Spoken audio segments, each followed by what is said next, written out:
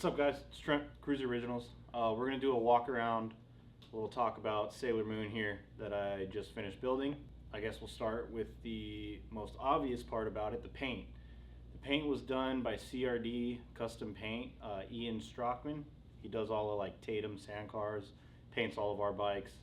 The dude's a killer. I showed him a picture of a RX-7 drift car that I saw online, and pretty much just based it off of that. So it fades from like a purple into a black into like a light teal with all like the violets and blues in between, which is pretty rad. He knocked it out of the park, and then threw my Instagram on the dash and our wing logo on the tank and knocked it out of the park, really. He took what I had in my head and like put it on the bike, and it just worked. Second, obviously, Kruesi Originals wheels. We do that with every bike that we build these days. Again, off of that RX-7 build, it had like the only gold on that whole build was the wheels, and it just set it off so perfect. So this was originally Zach's bike, a buddy of ours who stunt rides out here, and it was like red and it was clapped. It was a little clapped. So I tore it down on the frame, and when I framed it, I steel it coated the frame. So steel, it's like this little can spray paint color. It's like a gray color, like a gunmetal gray, as you can see. And so I did that in my garage, and I think the colors just they work. They come together. I'm not so my 03 is just black and chrome. I wanted to kind of get away from that, which that's our favorite color scheme on bikes, is like what we do mostly is black and chrome out of here. This bike I think called for something a little more extravagant, and I wanted it to be an Easter egg, so I painted it like an Easter egg. All the colors kind of just flow together and work. There's some raw mixed in with all the like raw aluminum mixed in with everything. And then I powder coated some of the engine covers to kind of match the frame. So the rocker box is a gray. I forgot what gray it was. It was like a Sky Harbor gray from Prismatic Powders or something like that. And then I followed that through with the push rod covers, like the middle piece of the push rod cover. I know there's a name for it, I just can't remember it. And then the tappet block covers are that same gray, so it kind of like matches with gloss black mixed in, which this motor started out as a completely blonde drivetrain. So the engine cases, the heads, the transmission case, and all the covers were just a blonde and like brushed covers. They weren't really chrome, but they weren't black or anything like that. So that the whole drivetrain was a transformation from that to wrinkle black and gloss with the powder coat. The frame obviously is that steel it gray now. The paint was red originally. I'll send June some pictures of what the bike looked like before and what it looks like now. But it was pretty much, I've touched every single bolt of this bike. And in doing that, I bored the stock cylinders. Well, I didn't. RJ from Naylor Performance right down the road, he bored my 88 cylinders out to 95s. We use Screaming Eagle flat top pistons, pretty much what we use on every 95-inch build that we do. And then I threw a S&S cam chest, cam plate and pump in the cam chest with a fueling 543 cam. I didn't go for the 574, which is a popular cam for the 95s. I don't really know why I did a 543. We might have had just some laying around, so I just used those instead. So far, I've only done braking miles, so I haven't really gotten on it, but it feels really good. I also used 96-inch 103, whatever you want to use, late model heads off of a twin cam. They just flow a little bit better. The ports are a little bit bigger. And yeah, that pretty much just tops up the motor build. And then with a Thunder Max, got a map from Thunder Max, got that thrown in there. And stealth exhaust for the exhaust. I did have to piece together an air cleaner. I have some backing plate off of like some early twin cam. I don't know what it's off of. I found that at a swap meet.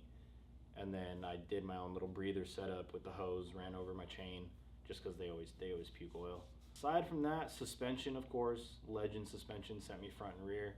I have a 14-inch Revo Arcs with the 150 spring in the back, and then their +2 cartridges up front, and then Pro One. Shout out to Willie Woo at Pro One. He hooked it up with the trees, the fork tubes in black, so the whole front end's nice and black and clean. I really like it. I really like how it turned out. It turned out really good. TC Bros came through with their brake rotors. Stoked on those. And I used Brembo calipers off of 08 and up touring. So they're the 4-piston Brembo calipers. I have those all the way around with Ramjet's new bracket that they just came out with for Dynas. So you could do 99 to 2017 Dyna. You could put a Brembo caliper on the rear off of a bagger, which is just better. It's just better braking. It's a true 4-piston caliper, especially for the 06 and up Dynas that have that wonky caliper. Gets rid of that, and you actually have a nice, good caliper back there. Chain kit, Kruesi Originals with our Skynet sprocket. I think I went over the wheels already. Skynets. Jay did a little bit different design on these. He did, usually our Skynets have a full cut-through spokes on all of them. He did a solid cut-through solid, so that they're just a little bit different. Which we can do. Give the shop a call, talk to Tommy. We could do something like that. Lead time might be a little bit different, whatever, but we could do whatever you want for those. Risers and bars. Archetype hooked me up with their adjustable pullback riser, so you can have a straight riser or bring it back however you see fit. With ODI bars, I love the ODI bar. That's been kind of our go-to lately these days. The sweep and the pullback and everything is just super comfortable. You don't feel like your knuckles are pointing at each other. It kind of brings the bars back into a more natural position. Super comfortable. I like them a lot. Saddlemen came through with their seat also. So the 0405 frame, this is an 05. The 0405 frame is a little bit different than the 03 and earlier and the 06 and up. It's kind of their own little bastard years. We call them mid models. The seat has like a weird angle on like the lumbar part of the Saddlemen. So I hit up our guy Brandon Olympius over at Saddlemen, and he got with John and some of the guys over there in Long Beach, and they put the 03 and under foam on the 0405 pan for me. I don't think they'll do that again. It was kind of a special thing they did for us at the shop. I could definitely try if you wanted to do something like that, but I don't think they would do that for a production seat, which they should, because this seat feels a lot better. It makes the bike not feel as big as far, like compared to the 03, because the frame is a little bit longer in 0405 than the 03 I'm used to, and sitting on it feels great. It feels amazing. I love that seat.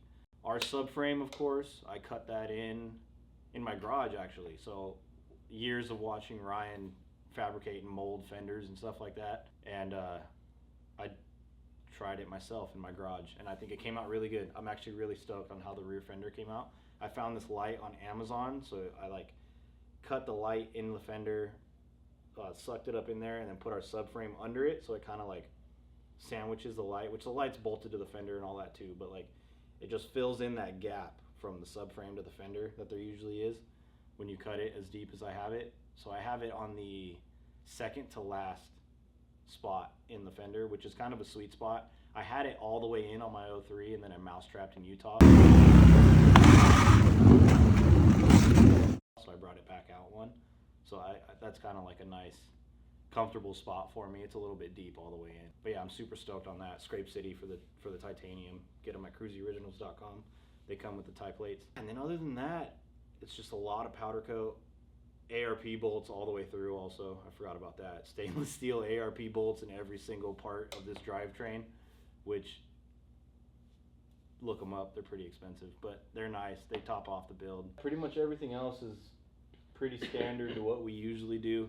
RCS 19 for the front brakes. Seabear grips on this also.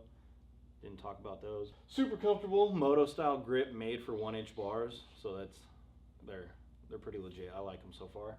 Man, what else? Did you tell us why you decided to build it?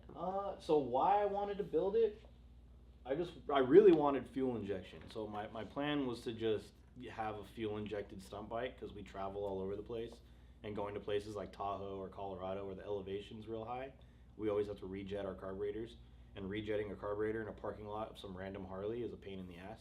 So I wanted just something fuel injected that just runs really nice. And then I got the bike for such a good deal that I was like, might as well put some money into it and build it real nice. I haven't had a nice bike in a while, since my last 2001 convertible, the red one, Rosita. If any of you are, if you guys have been around that long, then you guys know Rosita. She was our flash piece for a while.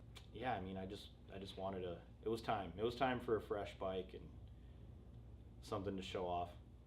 Pretty much show off what we can do, and what we do here for the most part. Baja Designs headlight, which available at KruesiOriginals.com, with our top mount eyebrow kit, bolts right up to the 39mm front end. Yeah, derby cover slider, which will help save your primary. Hooligan is actually looking for a primary right now because he blew a hole in his, so get a slider before you blow through your primary. They're getting hard to find.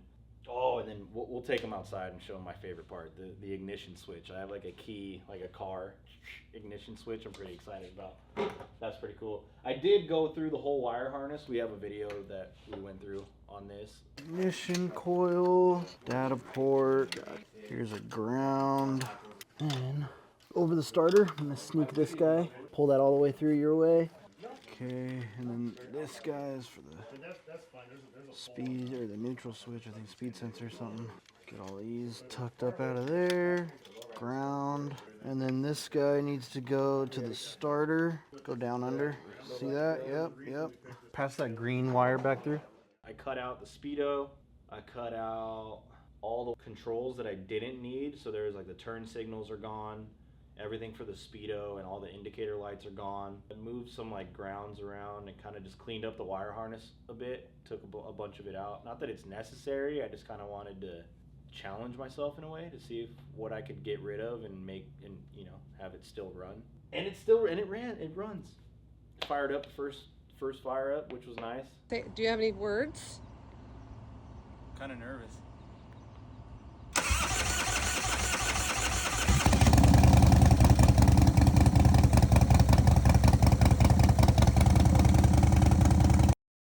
Leaked a whole bunch of gas out of the check valve because I didn't replace the line from the check valve to the injector, so that obviously leaked. Other than that, everything is fresh. It's got a fresh fuel system, fresh motor, fresh primary, fresh transmission. I rebuilt the trans when I tore it apart to powder coat the cases, so that's all brand new in there. This is a brand new 2005 Dyna. And her name is Sailor Moon. Okay, this is my favorite part about the wiring I did. Key on. Ready. We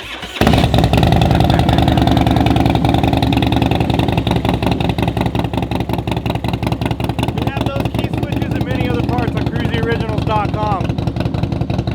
Every $5 you spend enters you to win a 2005 Dyna. Not like that one, but something like that. Fuel injected from 2005 with a bunch of our parts on it. Go buy it right now.